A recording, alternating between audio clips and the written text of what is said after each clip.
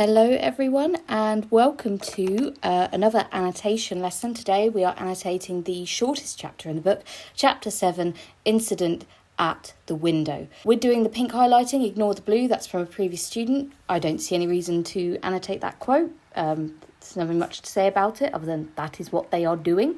This quote is great though. The story is at an end at least. We shall never see more of Hyde. This is irony from Enfield. Because this is, we're the reader, we're holding a physical copy of this book. We can literally feel how much there is left to go. We know the story is not at an end. So the story being at an end especially is irony, and we shall never see more of Mr. Hyde. His certainty in this, yet given how much we can see we've got of the book, so reader can see there is a lot left to go. So by consequence, we also don't believe that we will never see more of Mr. Hyde, because clearly not. And it's interesting the way Utterson responds. Enfield is a voice of certainty, and yet Utterson is one of a lack of certainty. I hope not. Wishes, but uncertain. So it's another instance of Utterson reflecting the opinion of the reader. So we feel even closer to Utterson in that way. We share a lot of his thoughts and feelings on the whole situation. Going down a bit, we're going to go here. This was a back way to Dr. Jekyll's. They're talking about the door, the story of the door from chapter 1, and Enfield is like, oh, you must have thought me silly. I've only just realised that this is a back way to Dr. Jekyll's. So the duality of the house equals duality of Jekyll and Hyde. This links to physiognomy, where obviously the outside, the exterior, reflects the interior. Oh, I keep putting that Y in physiognomy that's not meant to be there. Silly me. They are uneasy about poor Jekyll. Interesting choice of adjective. Jekyll is clearly deserving of sympathy.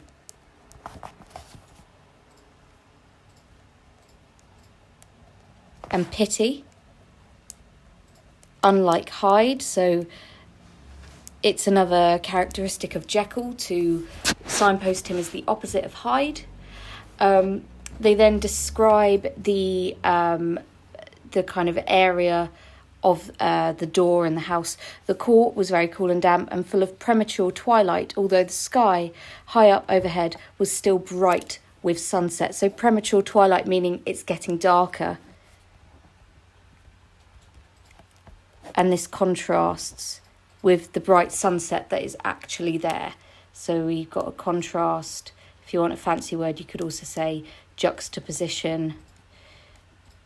And if the court is dark, then, it has all these connotations of evil, but also secrecy. It's easy to hide things in the dark, coldness. And these are all the connotations of Hyde, because clearly this is the way that Hyde enters Jekyll's establishment. Lovely. Moving on to the next page.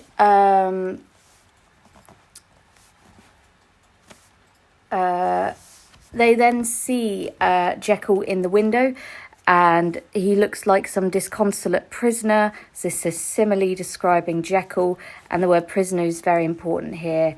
Jekyll is a captive of Hyde. So Hyde is in control at this stage. There is a use of repetition when Jekyll speaks of very low, to describe his mood.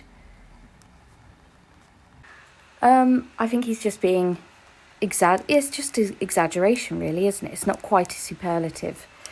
So it's his heightened sense of despair that he is going through. It's not just low-key despair, it's very high-key. It will not last long, thank God. So this is a bit of foreshadowing of his death. You stay too much indoors, said the lawyer. You should be out. Come now, get your hat and take a quick turn with us. We're going to go into the Victorian gentleman. So you stay too much indoors. That has elements of secrecy and suspicion. And then what Utterson has said to him here afterwards, come now, get your hat and take a quick turn with us. He's not asking, is he? It's an imperative. It's almost like Utterson is worried about what will happen to Jekyll's reputation if he continues to stay indoors to the extent that he is.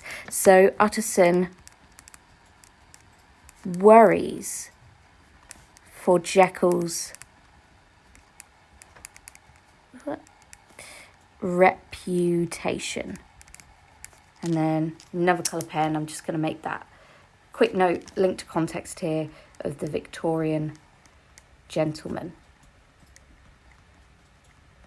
It would not do well for Jekyll to stay indoors so much. You know, the reason that Enfield and Utterson are going on these walks is so that everyone can see them being respectable, and then they get even more of this kind of good status. And then Jekyll replies by saying, you are very good.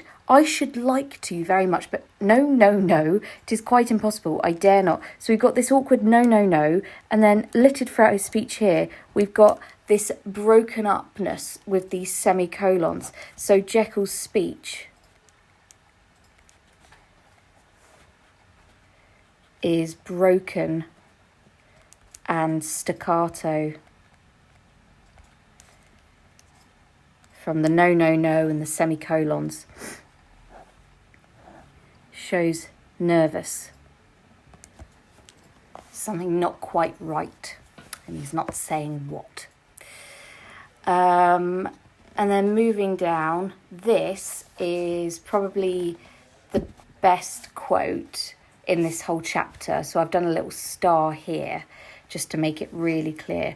The smile was struck out of his face and succeeded by an expression of such abject terror and despair as froze the very blood of the gentleman below. So we'll start actually with the end here. Froze the very blood of the gentleman below. This is an extreme reaction for rational men. Extreme reaction for rational men, that's all one bit there. And so this in turn shows the horror of Jekyll's transformation. They're not seeing the whole transformation, but they're seeing the start of it before Jekyll slams that window shut and stops them from seeing. So if you didn't know, this is the moment where Jekyll Hyde takes over and Jekyll starts transforming. And the whole of the line shows that Jekyll has no control over the transformation, and that Hyde has the power now.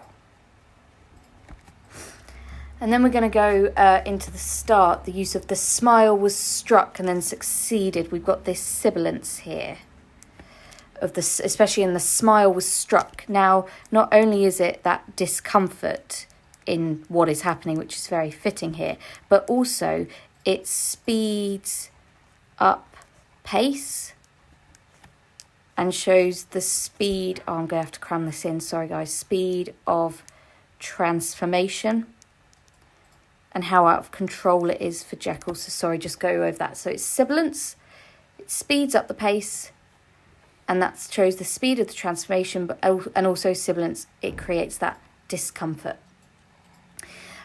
We can also zoom into these words here. Smile is a very positive thing for Jekyll to be doing, but it is struck, which is violent. And that is the Hyde breaking through. The fact that he almost slaps it out of him. And succeeded, to succeed, that's language to do with, being victorious. So it's like a battle in Jekyll.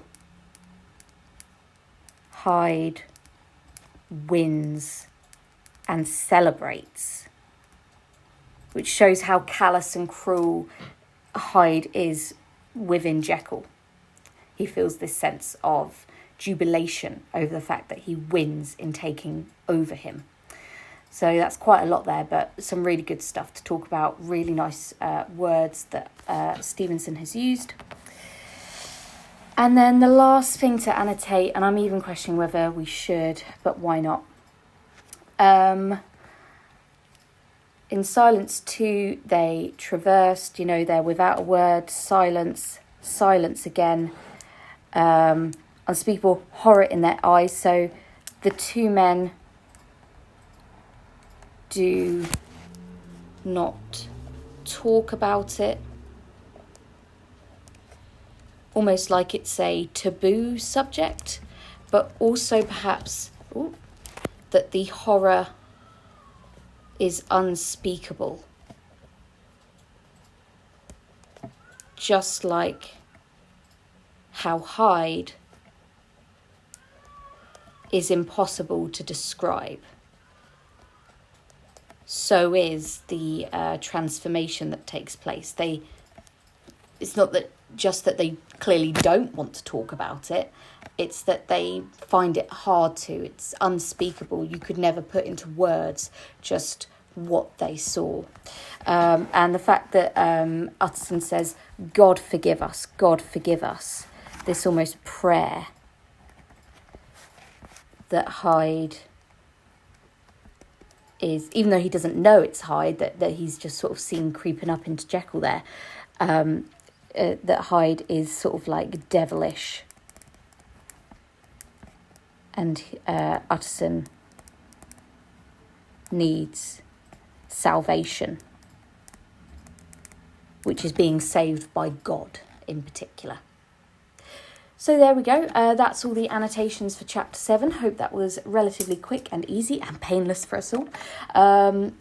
We'll be reading the last 3 chapters, which are the longest in the book. Look forward to that. Take care, everyone, and see you soon. Bye.